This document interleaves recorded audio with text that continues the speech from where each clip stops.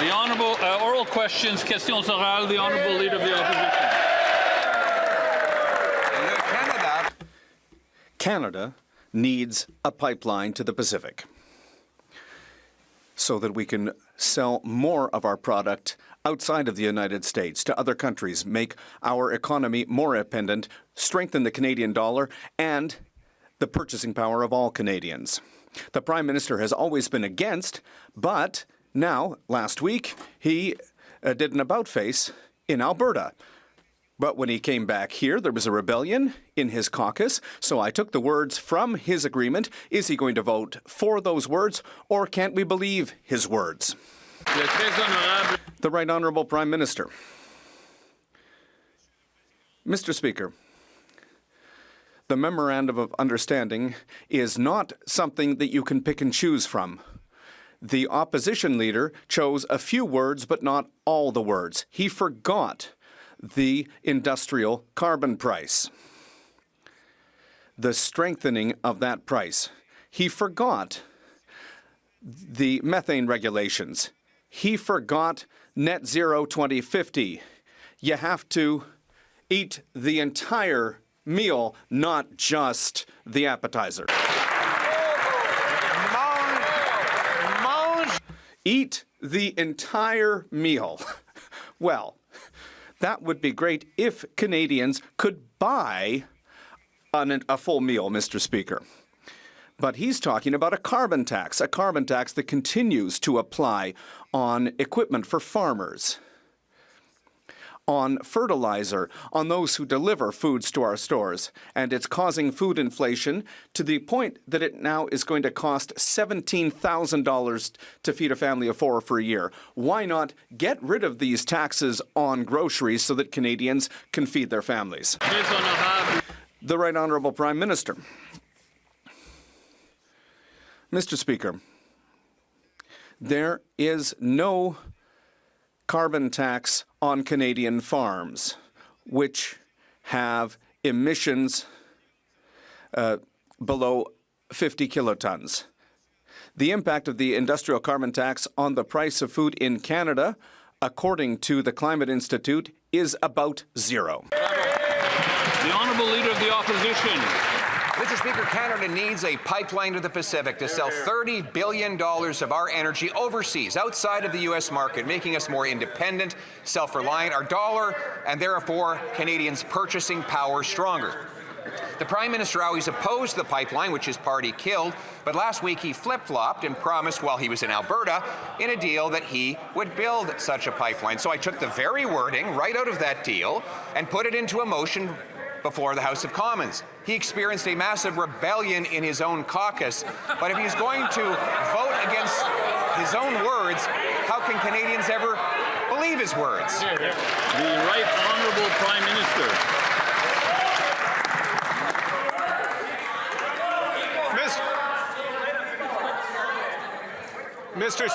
Mr. Speaker, as the Canadian national cricket team knows, you've got to play the whole T20.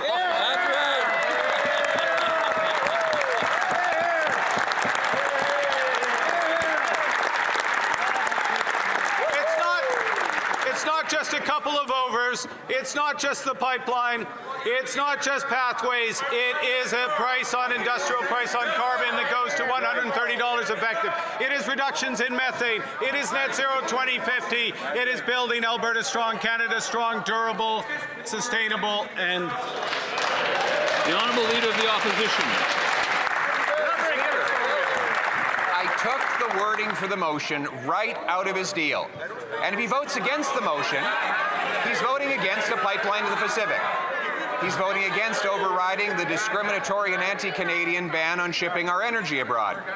He's voting against consultation with the First Nations people and the British Columbia government, and he's even voting against his own beloved carbon capture and storage, all of which I took word for word right out of his own deal. So if the Prime Minister is only in favour of a pipeline when he's in Alberta, but against when he's in BC and Ottawa, how can Canadians even keep track of where he stands on anything? The Right Honourable Prime Minister. Mr. Speaker, I would like to welcome the fact that to my hearing, for the first time ever in this House, the Leader of the Opposition has acknowledged the constitutional right of Indigenous people to full, free and fair. For the first time, he's ever acknowledged the role of the provinces in this pipeline.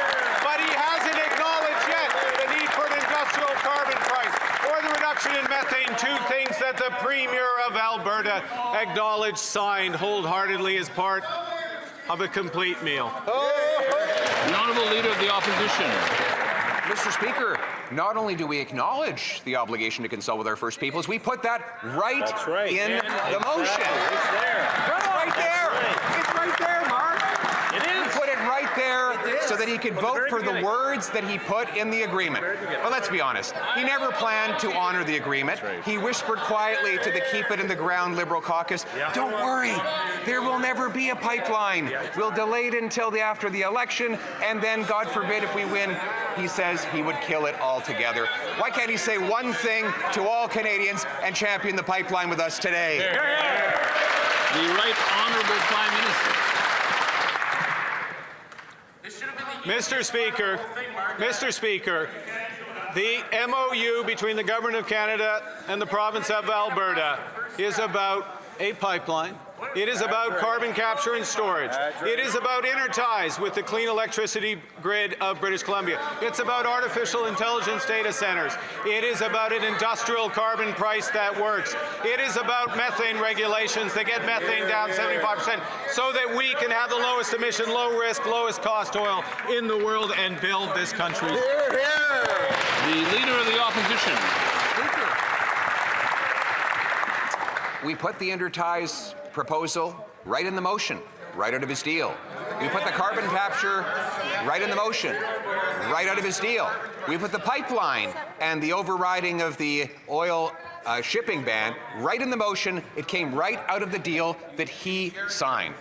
So now it's clear that the only thing he really cares about is that it doesn't include an industrial carbon tax that will drive jobs out, drive grocery prices up. Why is it that he wants a carbon tax without a pipeline when what we really need is a pipeline without a carbon tax? The Right Honourable Prime Minister. Mr. Speaker, the grand reveal has been made. Mr. Speaker, I'm not a lifelong member of this House, so I don't know all the rules, but I don't think there's a limit on the size of motions. And in fact, since the MOU is already translated, I think it would be very easy to take the entire MOU in both official languages and propose them if the members opposite would support everything that the Premier of Alberta has done. That's a very good question. The honourable member. The honourable member for Belleuil-Chambly. Mr. Speaker, we read this morning a letter from the former Minister of the Environment and former Minister of Heritage, and apparently he's not very happy, but still a member of the Liberal caucus, and he has described the setbacks and the problems with the agreement between the Prime Minister of Canada and the Premier of Alberta. What I need to know from the Prime Minister is he going to choose the environment and his own caucus, or is he going to choose the investors in the oil companies? The Right Honourable Prime Minister. Mr. Speaker, the government has chosen Canadians, the future of all Canadians. That means good jobs. That means a sustainable, prosperous economy with major investments in every form of energy and with a future for Quebec that is clean and prosperous. The honourable member for Belleuil-Chambly. The Prime Minister's words are more cute than they are specific. Moving on to the religious exemption, does the Prime Minister agree with his Justice Minister? Or is he not in agreement with his Minister of Justice? Does he agree with the Justice Minister who seems to agree with the Bloc? So What I'd like to know is what is his position, and I think people have a right to understand his personal position. Does the Prime Minister, is he ready to respect religious minorities, or is he going to respect all Quebecers? The Right Honourable Prime Minister. Mr. Speaker, Bill C-9, which the member across the way is talking about, it's a bill that is there to protect religions. It's to protect temples, synagogues, churches, mosques. And I know that members of the Justice Committee are currently discussing changes, possible amendments to that law. The Honourable Member for Belleuil-Chambly. So among the religions to be protected, is there Adil Sharkawi, Mr. Speaker? Mr. Speaker, we've learned that somebody who's close to the Prime Minister and who's close to the Liberal Party of Canada, we believe that it's just like in the Trudeau era, we've understood that this person has spoken out in favor of the discount drivers, the drivers who are dangerous on our roads. I'd like to ask the Prime Minister, is he going to serve the Friends of the Liberal Party, or is he going to serve Canadians and their safety? The Right Honourable Prime Minister. Mr. Speaker, unacceptable words are always unacceptable, and that's clear. That's absolutely clear.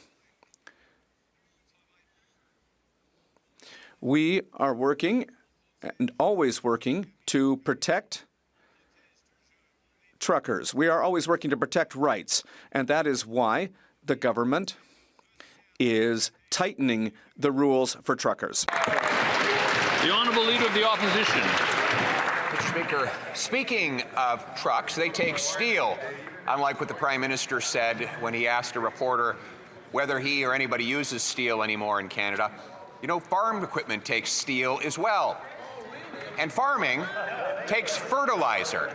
All of these things are taxed by the industrial carbon tax. Sorry I have to give this elementary lesson in the supply chain to the Prime Minister, but it is a reality. And with this tax, food prices have gone up so that Canadians now have to spend $17,000 a year on groceries. Before Christmas, will he get rid of that tax, or will he be the Grinch of the grocery store? The Honourable Government House Leader. Mr. Speaker, for a fleeting moment there, I thought we were going to get another lecture on wood. We were all bracing ourselves over here for another one of those Leader of the Opposition lectures on wood. I do take his point on steel. Indeed, there is steel in farm equipment. Indeed, Canadian farmers are the best in the world. Indeed, our Minister of Agriculture and the entire government are rallying behind them to support our farmers, to support our steel workers, to support our economy, to build big projects with Alberta, with British Columbia. We're going to keep doing that, Mr. Speaker. The Honourable Leader of the Opposition. Yet the Prime Minister is afraid to stand up and debate grocery prices. He says he knows so much about inflation. Well, he's certainly caused a lot in his life, Mr. Speaker. Then he should be able to stand up and defend the very industrial carbon tax that he says is even more important than a pipeline from Alberta. An industrial carbon tax on farm equipment, fertilizer, food processors, at a time when Canadians are paying twice what they were a decade ago for groceries. At Christmas time, will he do the right thing, get rid of this tax so Canadians can eat? The Honourable Minister of the Environment and Climate Change. Mr. Speaker, let me make it really simple for the member opposite. The industrial... We have to be able to hear the Minister. The Honourable Minister from the top, please. From the top. Thank you, Mr. Speaker. Apparently, I need to repeat it again and again, so let me do that. To make it simple for the member opposite, the industrial carbon price does not increase the cost of food. It does not apply to farms. But more than that, if we're going to look at that food price report that he is referring to, perhaps he wants to refer to the other parts of it. which is climate change and weather events have become a growing concern for agricultural producers, and increasingly severe and unpredictable weather events are disrupting agricultural production, creating supply challenges that continue to influence food prices across Canada. They should get on board to fight climate change. The Honourable Leader of the Opposition. Mr. Speaker, no matter how high they raise the taxes, they're not going to change the weather, Mr. Speaker. And the Prime Minister should be willing to stand up before Christmas and look the seniors in the eye who can't afford to feed themselves, the single mothers who can't afford to feed their children and buy Christmas gifts this winter, while he not only does an industrial carbon taxes on farmers and fertilizer, but a food packaging tax, which will increase grocery prices by $1 billion across the land. So will the Prime Minister live up to his promise to be judged by the prices of the grocery store and get rid of those hidden Liberal taxes on food? The Honourable Minister of Jobs and Family. The Leader of the Opposition has said he doesn't want to do anything about climate change. He wants to talk about imaginary taxes. But when we want to do things for Canadians that are really struggling, as he points out, like, by the way, index in Canada Child Benefit to inflation, ensure that we have a strong school nutrition program, sign agreements on childcare that are saving families in Ontario $10,400 a year on average, Mr. Speaker, they vote against those supports. So which is it? They don't want to fight climate change. They don't want to stand up for Canadians. What are they doing here? The Honourable Leader of the Opposition. Stand up for Canadians. The Prime Minister won't even stand up in the House of Commons and answer a question about groceries. She calls, a moment ago, he was bragging about his industrial carbon tax. And now his minister says it's imaginary. So apparently the Prime Minister is imagining things again, Mr. Speaker. How can Canadians keep straight his story on grocery prices where one day he promises to be judged by the price of food, the next day he says we need more of a tax on food, and his own minister says it's all in his head? The Honourable Minister of Jobs and Family. Actually, Mr. Speaker, what I said was it's all in that member's head, that there are no taxes on food, there are no taxes on farms. But rather than look for solutions, Mr. Speaker, they just throw roadblocks in the way of every single Canadian who knows that they need supports in difficult times. And by the way, Mr. Speaker, what Canadians are counting on is a government that will stand with them, that will make sure that when they don't have access to dental care, they can get their teeth fixed, that as a senior ages, their income will be geared to inflation, Mr. Speaker, that the Canada Child Benefit will keep up with the cost of living. And you know what, Mr. Speaker? Time and time again. The Honourable Leader of the Opposition. Mr. Speaker, as Canadians walk down grocery aisles week after week looking at prices rising to the point where they can no longer afford even to buy beef or put meat and potatoes on their dinner table, they see the Prime Minister who promised that he would be judged by the price at the grocery store, unwilling to even stand up and defend his appalling record of increasing grocery bills by $1,000 for the year to come. It's not just his industrial carbon tax. He's doubled the deficit Trudeau left behind, which will once again stoke inflation. Why is he forcing Canadians to feed his morbidly obese deficit rather than feeding their families? The Honourable Secretary of State for Financial Institutions. Mr. Speaker, while that Conservative leader continues to spin the same old rhetoric, we've been focused on cutting taxes for 22 million Canadians. We cut the tax for first-time home buyers. We continue to lean in on affordability, school food programs, automatic federal benefits, the list goes on and on. Mr. Speaker, we are laser focused on this side on affordability. That Conservative leader and his party continues to spin the same old tired rhetoric time and time again. Thank you, Mr. Speaker. Honourable Leader of the Opposition. Well, I'm glad that member got that off his chest, but the reality is that the question was for the Prime Minister. He's the one who promised to spend less, and yet he doubled the deficit that Justin Trudeau left behind. His deficit is $16 billion bigger than he promised. he's added about $90 billion of net new spending, most of it on governmental operations.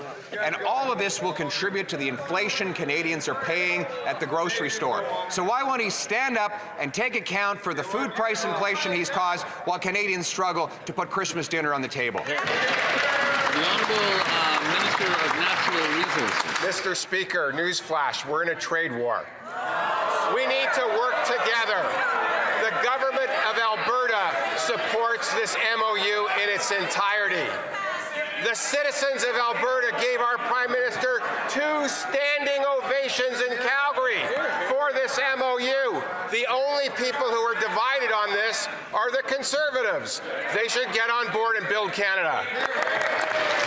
The Honourable Leader of the Opposition. Maybe you should tell that to the Liberal member for West Vancouver Sunshine Coast, the Liberal member for Vancouver Grenville, the Liberal member for Beaches East York, the Liberal member for Victoria, for Vancouver Quadra, South Surrey White Rock, Honoré Mercier, Fleetwood Port Kells, Laurier Ste. Marie, Coquitlam, Port Coquitlam, North Vancouver, Capilano. These are all the 11 Liberal MPs who have spoken out against the Prime Minister's deal, and instead of standing up to them, instead of standing up to the Leave It in the Ground Liberal caucus, he's backed down, put them back in charge, and blocked his own pipeline, Mr. Speaker.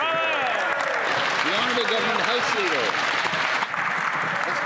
Mr. Speaker, every one of those 11 people, indeed every one of the 170 people on this side of the House who were elected to put Canadians to work, building major projects, building it with Canadian steel, Canadian lumber, Canadian aluminum, protecting our workers, protecting those most vulnerable, coming to the aid of families. 170 Liberal members on this side of the House supporting a strong Canada, a compassionate Canada, and we are completely united on all of that, Mr. Speaker.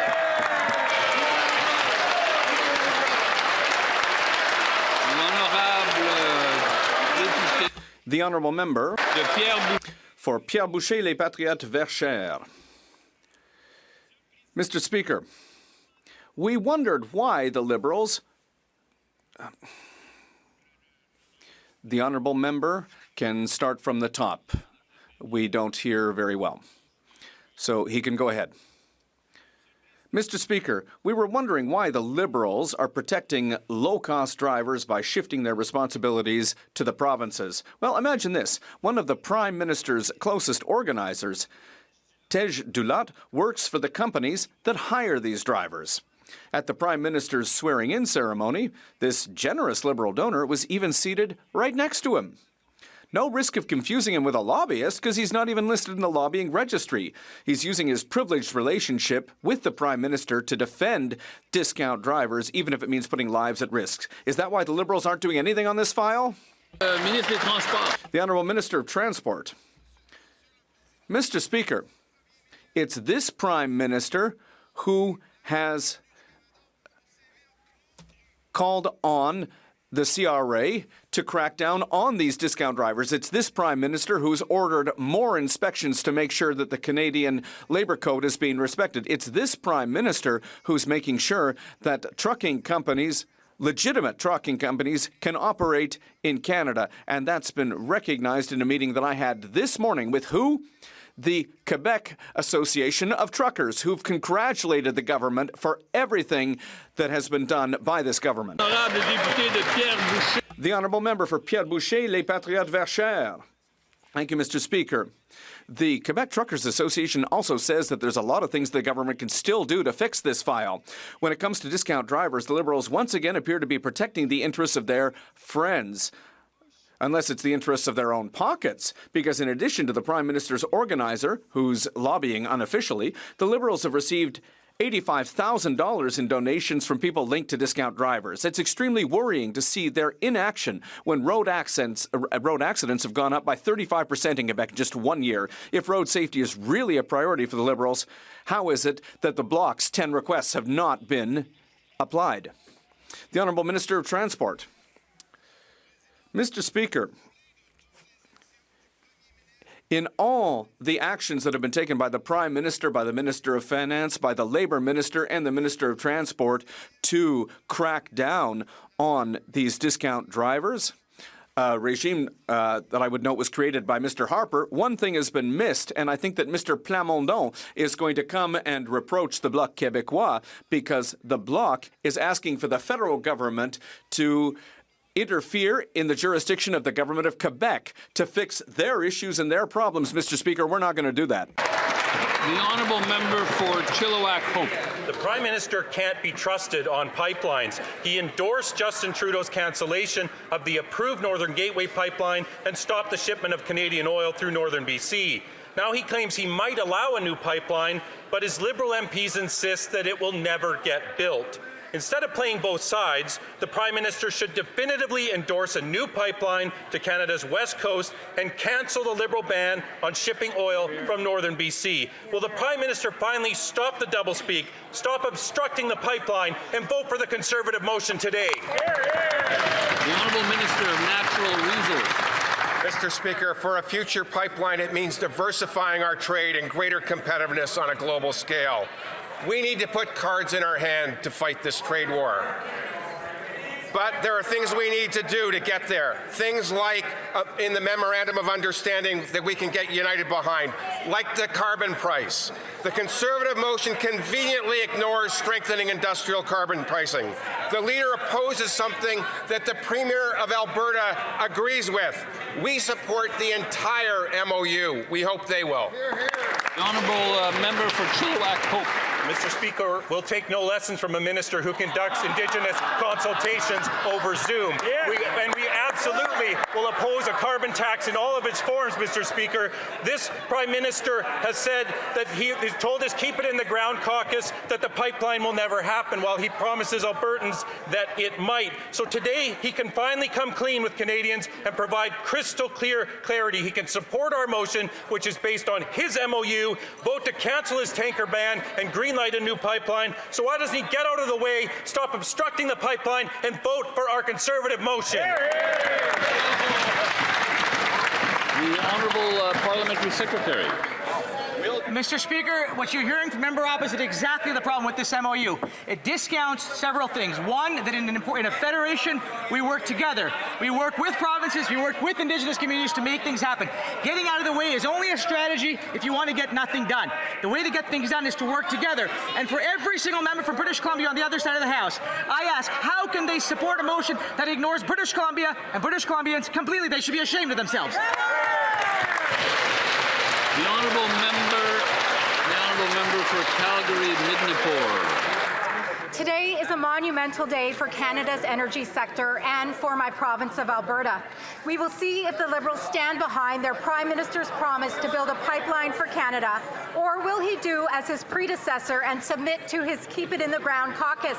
Families in my riding are worried that this Prime Minister is paying lip service once again and that these are empty words. And it's no surprise as to why, after how this government has destroyed the natural resources sector over the last decade.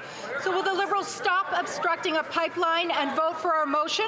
Or will Alberta have its hopes dashed again? The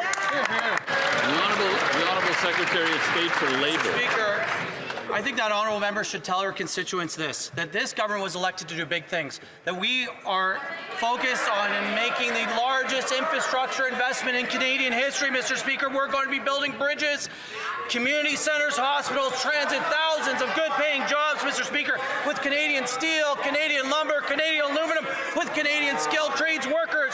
But the Conservatives voted against every single part of this, Mr. Speaker. Voted against building houses, voted against major projects, voted against opportunities for youth. When will the Conservatives get on board, Mr. Speaker? The honourable member for Calgary-Midnapore. Well, this Prime Minister continues to talk out of both sides of his mouth. He has mastered his predecessor's art of saying one thing in one province and another thing in another. Albertans want the truth. In a pathetic display of misrepresentation, his own Calgary MP couldn't even defend the leading sector and source of livelihood for Calgarians. So will this Prime Minister stand in this House and tell the nation, tell Alberta, tell Calgary, and tell the member for Calgary Confederation that his government will not blame anyone else, not put this on anyone else, and that he will ensure a pipeline is built? The Honourable Minister of International Trade. Mr. Speaker. The MOU is about building Canada strong. The people of Alberta, I was born in Calgary. I talk to Albertans every single day, and they know that our Prime Minister is bringing Canadians together to build big things, to build a stronger economy. Meanwhile, the Conservative leader has spent 20 years in this House, including as a minister, and has built nothing, continues to divide Canadians, continues to play political games. Mr. Speaker, now is not a time to play games. It's time for serious leadership to step up and build Canada strong. The honourable member for Edmonton Northwest. The Prime Minister is talking out of both sides of his mouth on pipelines and tanker bans. Behind closed doors, he whispers to the Liberal Keep It in the Ground caucus that the pipeline will never be built, while signing an MOU to build one for Canadians. The Liberals say they are for a tanker ban, but then the Prime Minister promised to override it in the MOU. The Prime Minister promises Indigenous communities a seat at the table for a pipeline, but has ignored them for the last 8 months and is cutting them out of the tripartite decision-making table. Wow. Will the Liberals stop obstructing the pipeline by voting for their own MOU? The Honourable Minister of Indigenous Services. Thank you. You know, I want to speak to what the Conservative Party claims this motion speaks to. While on one hand, they speak to half the sentence of respecting consultations for Indigenous people, they are also speaking on the other side of their mouth to the jurisprudence that would allow these projects to move forward. So I want to understand, what are they doing?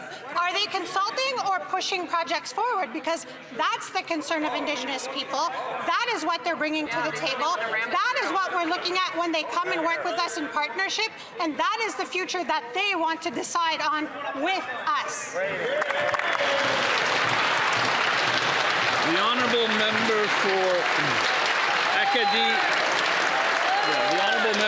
Acadianapolis. The Prime Minister said he would be judged by the minister responsible for COA knows well that fisheries.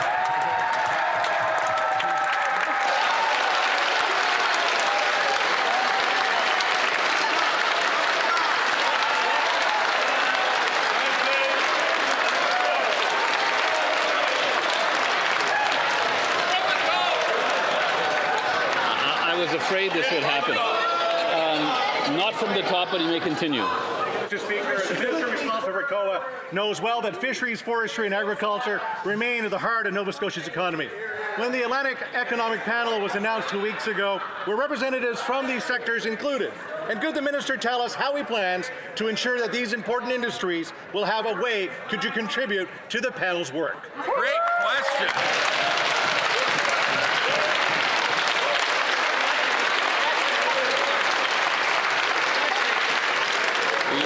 The Honourable Minister of Justice. Mr. Speaker, I want to thank the Conservative Shadow Minister for Economic Development in Atlantic Canada for being finally permitted to ask a question about Nova Scotia in the House of Commons.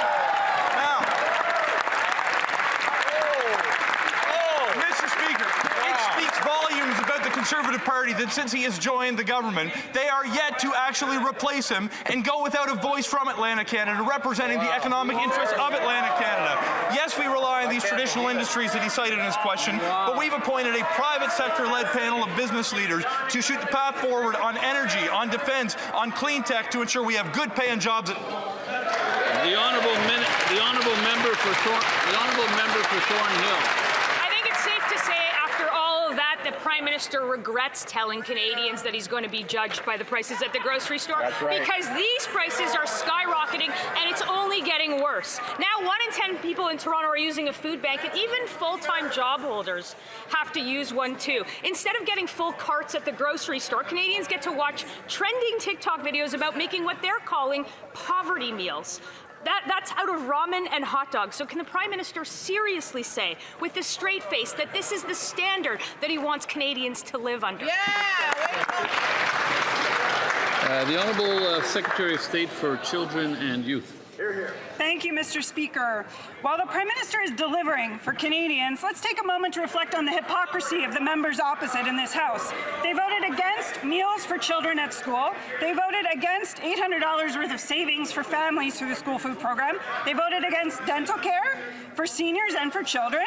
And they voted against saving parents thousands of dollars on childcare. If the members opposite want to talk about judgment, Mr. Speaker, they should start by looking at their own record. Thank you, Mr. Speaker. The Honourable Member for Thornhill. As that after a decade in power, Let Ottawa Feed Your Kids, they've already admitted their failure after 10 years. Let me put it in context, though, for that minister. The number of people using a food bank in Toronto alone could fill the Rogers Centre 8 times every single month. And with the average grocery bill set to rise by $1,000 next year, the government's $11 a year tax cut to those who need it most isn't going to cut it. So no, we will not vote for it. Instead of giving crumbs back to Canadians, why don't they cut the taxes off of food and let Canadians have a meal at home? The Honourable Secretary of State. Mr. Speaker, for starters, there is no tax on food. That's right. We can start there. Canadian families with children under 6 are receiving up to $8,000 a year tax-free per child. This is a program that is tagged to inflation to meet and keep up with the cost of living. Members opposite, year after year, vote against investments like the Canada Child Benefit. It is shameful. Thank you, Mr. Speaker. The Honourable Member for Lethbridge. Canadians aren't asking for more government programs. They're just asking for the dignity and respect of being able to provide for themselves and their families. Right now, Canadians are struggling more than ever to be able to afford things. And in my riding, I just received a phone call from an elderly gentleman who shared with me that he's now down to 1 meal per day. And he's desperate, and he's without hope. And he's looking at this government and he's saying that they've abandoned him. And so he's looking for an answer. Will the Liberals simply repeat their tired talking points about big government programs and the food school program, or will they actually provide a real solution to Canadians? The Honourable Minister of Jobs and Families. Well, if you listen to the Conservatives over there, Mr. Speaker, there is no solution. The solution is sink or swim. If you can't afford to feed your family, oh well, too bad. The state's not there to take care of you. But here in Canada, we've always believed in taking care of each other. It's why we're known for our universal health care system around the world. And Mr. Speaker, we've built on that. We make sure that we take care of people who need food. We make sure that families who need extra help get the Canada Child Benefit. We make sure that if you're working poor, you get a working income tax benefit. Because why, Mr. Speaker? We believe that Canada is stronger when it includes all of us. The Honourable Member for Lethbridge. Again, Canadians are not asking for more government programs or to be spoken to in the manner that that minister just did. They are simply asking to be respected and empowered to be able to provide for themselves. And one of the best ways that this government can do that is by taking unnecessary taxes off of food. According to the latest report, food prices next year are going to go up by about $1,000 more per family. $1,000. There's a woman in my riding who recently reached out to me. She has 4 kids, and she relies on the food bank. She feels desperate and without hope. She just wants the dignity of being able to provide for her kids. Well, the Liberals here. The Honourable Minister of Environment and Climate Change. Speaker, I think that you've heard it from this side, and we will keep on saying it. We are there to support Canadians, and you hear about the many programs that they voted against that we are putting in place to support Canadians. But if we're going to rely on that food report, also should look at what it said about, for example, the price of beef, which says nearly a decade of drought in the leading beef-producing area of Canada has resulted in the smallest number of cattle since the late 1980s. Reduced supply and consistent demand creates upward pressure. The cost of food is going up because of climate change. There is no tax on food, but we will be there to provide the programs to help Canadians. The Honourable Member for York Durham. Here's a resident they're not supporting, Mr. Speaker. He wrote to me and said, quote, "I have lived in the same neighborhood for more than a decade, and almost every essential cost of living has increased dramatically. He had the receipts for his groceries from $200 a month to $600 a month.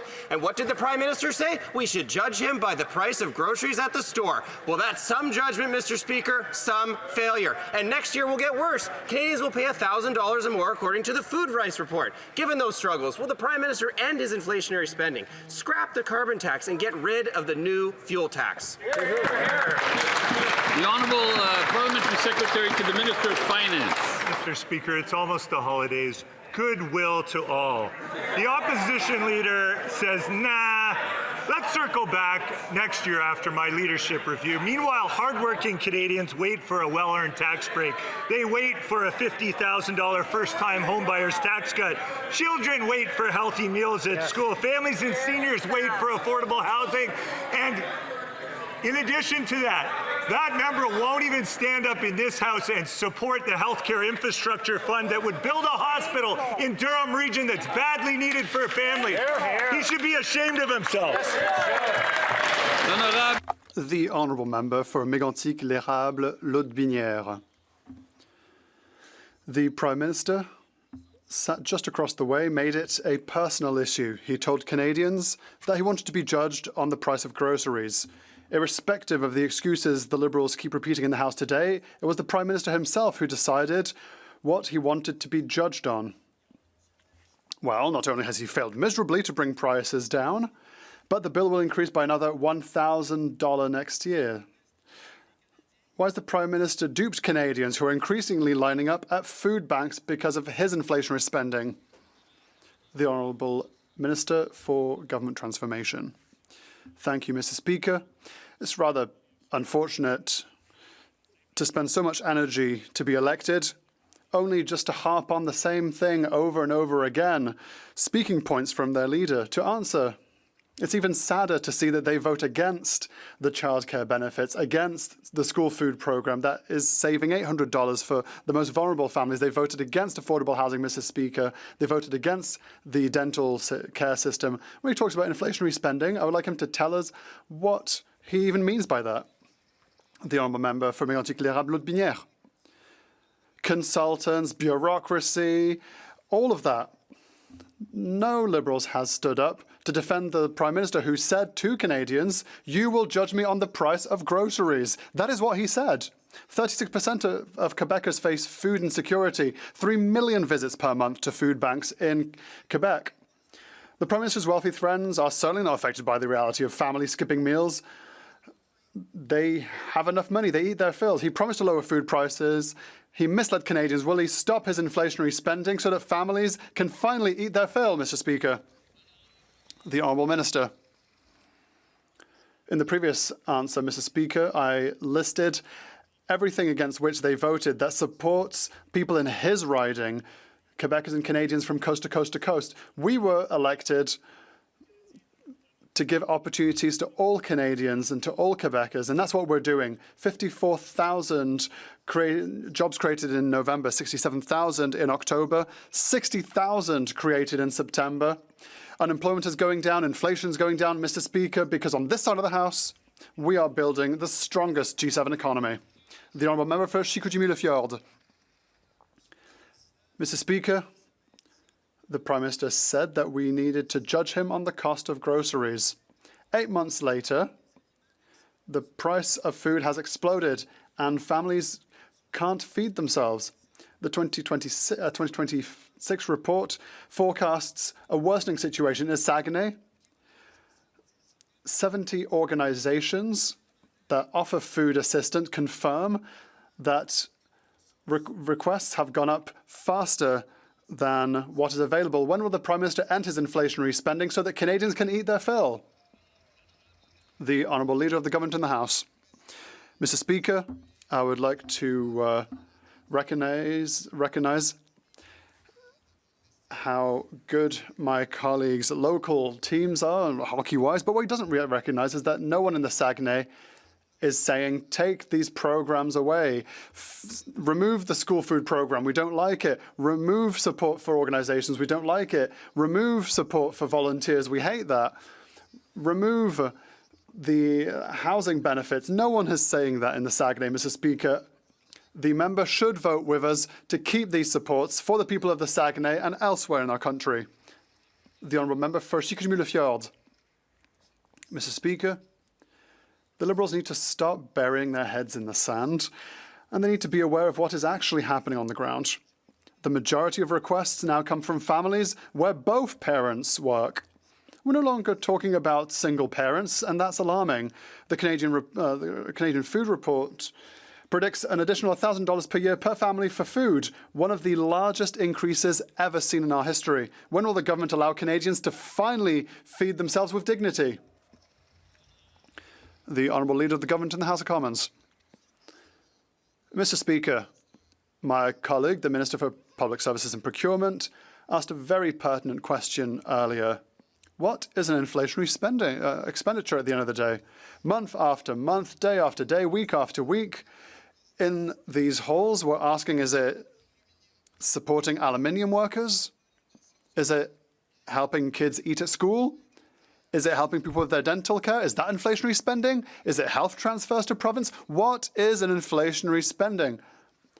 After all of these months, could we finally get a definition of an inflationary spending? The honourable member for Winnipeg South Centre. Mr. Speaker, in my father's dying days, he mustered the courage to stand in this chamber to fight for the passage of his private member's bill that set out a vision for the prairie provinces to continue playing their prominent role in our federation. That vision was realized with the passage of the Green Prairie Economy Act, which received royal assent shortly after his passing on December 12, 2022. Can the minister responsible for Prairies share how the newly announced Prairie Partnership Initiative enhances this vision and establishes new opportunities for growth across Alberta, Saskatchewan, and Manitoba? Thank you.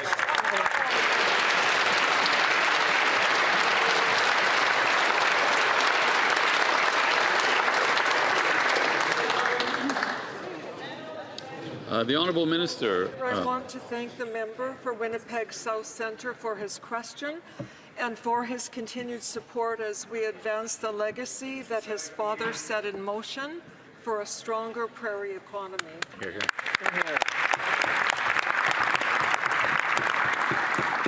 The Prairie Partnership Initiative is a new coordinated approach that gives significant prairie projects a clear pathway through the federal system so that they can move from ambition to action.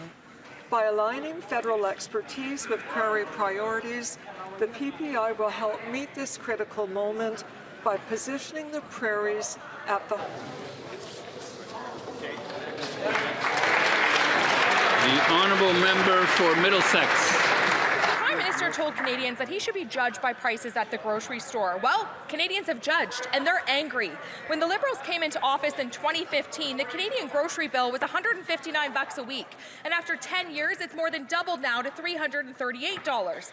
Greg from Komoka wrote me to say that he's sick of the rules for you and not for me attitude. Speaker, families can't afford meat and they're lining up at food banks while these Liberals continue to feast at public expense. So why does this Prime Minister think that he deserves luxury while Canadians can't afford lunch? The Honourable Secretary of State for Sport. Thank you, Mr. Speaker. You know, watching the leader of the Conservative Party lose in slow motion today has been a little bit amusing, but what's more interesting is watching him do it with a big grin on his face because he's so proud of himself. He's proud to vote against childcare, and he's proud to vote against school food programs, and he's so proud to vote against affordable housing. But what else he's proud of today, he's also proud to call climate change just weather. And he's also proud to refer to Indigenous people with a possessive noun. They're not ours. Mr. Speaker, he seems very proud of himself, but you know what Canadians are proud of? They're proud of our institutions. They're proud of programs that support them, and they're proud of this side, on this government, we're supporting them. The Honourable Member for Middlesex London.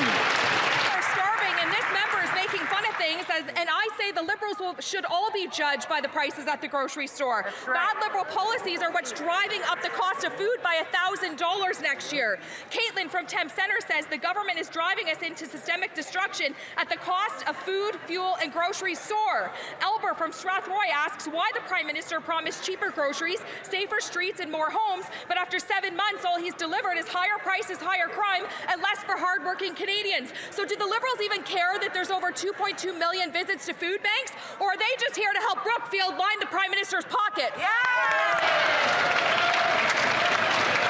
The Honourable Secretary of State. Thank you, Mr. Speaker. First, there's no taxes on groceries. There's no taxes on food. There will never be taxes on groceries, and there will never be taxes on food. And that member's a farmer. She should know better. She should know that the industrial carbon price has absolutely no impact on the cost of groceries, Mr. Speaker. They keep talking about things like the price of coffee. Maybe they should stand up and talk about how industrial carbon pricing in Canada affects the Colombian price of coffee, Mr. Speaker. It's absurd, Mr. Speaker. They're very, very proud to vote against all these programs that support Canadians, but if they could just provide Canadians with one solution to help them at the grocery store over this holiday season. Merry Christmas. Yeah, truly, Merry Christmas.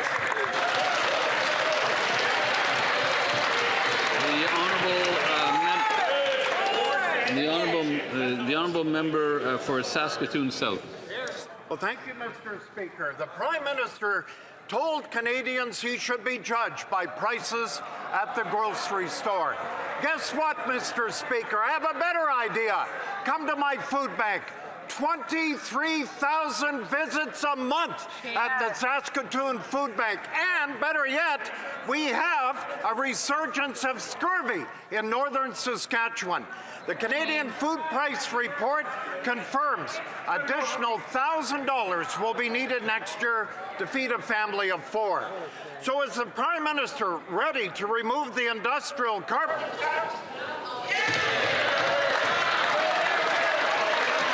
The Honourable Secretary of State for Rural Development. Thank you very much, Mr. Speaker. Let's see what has this tired and old opposition accomplished in the last 10 years. Addressing food affordability, zero achievement. Addressing housing needs, zero achievement. Building major projects, zero achievement. Addressing the challenge of tariff, zero achievement. But their negative attitude towards Canada must stop. Because if they don't stop attacking Canada, I'm saying today I'm going to take every single one of them off my Christmas card list.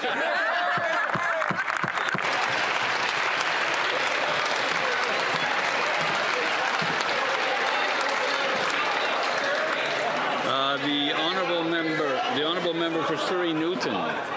Mr. Speaker, last week the President of the Treasury Board held and hosted a co-summit on reduction of the red tape, bringing together the leaders from across the country. Could the President update the House what came out of this summit and how this work will help cut red tape, speed up approvals, and strengthen Canada's economy? The Honourable President of the Treasury Board.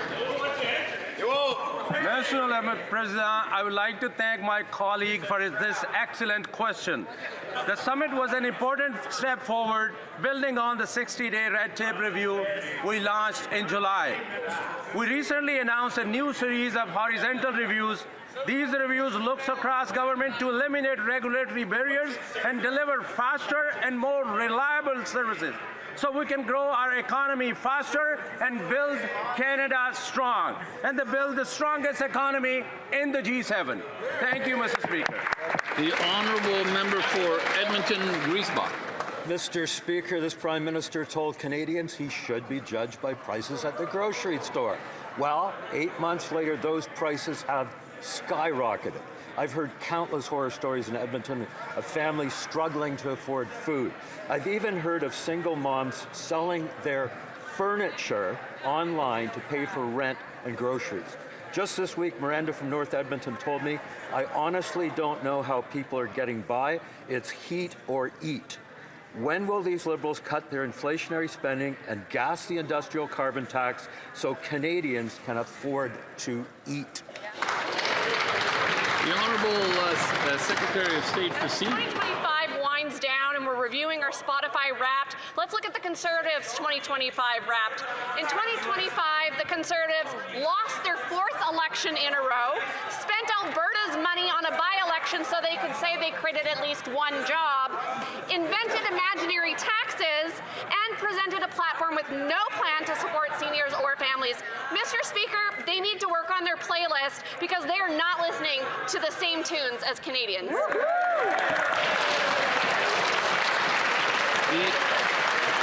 The honourable member for Vancouver Kingsway. The former Liberal Environment Minister says this government approved a bitumen pipeline that abandons Canada's climate goals and risks BC's coast. In this House, the Prime Minister said British Columbia and impacted First Nations must agree to this project. In BC, the Energy Minister claimed free, prior, and informed consent is required. But the MOU signed between Ottawa and Alberta says no such thing. Liberals are telling one story here, another in BC, and yet another in Alberta. Canadians deserve to know, is consent for this pipeline required or not? The Honourable Minister of the Environment and Climate Change. Mr. Speaker, the Prime Minister was very clear in this House. He said that the agreement requires agreement from British Columbia, requires the agreement of First Nations, That has been said in this House, and we stand by that right here, right now, and we will continue to. The honourable member for Saanich Gulf Islands. Thank you, Mr. Speaker.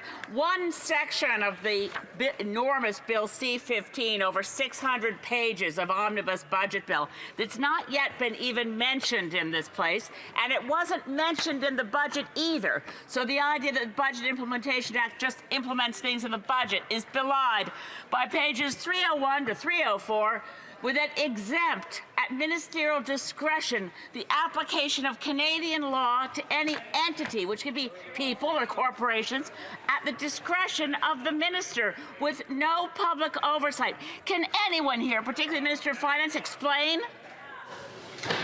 The Honourable Parliamentary Secretary to the Minister of Finance.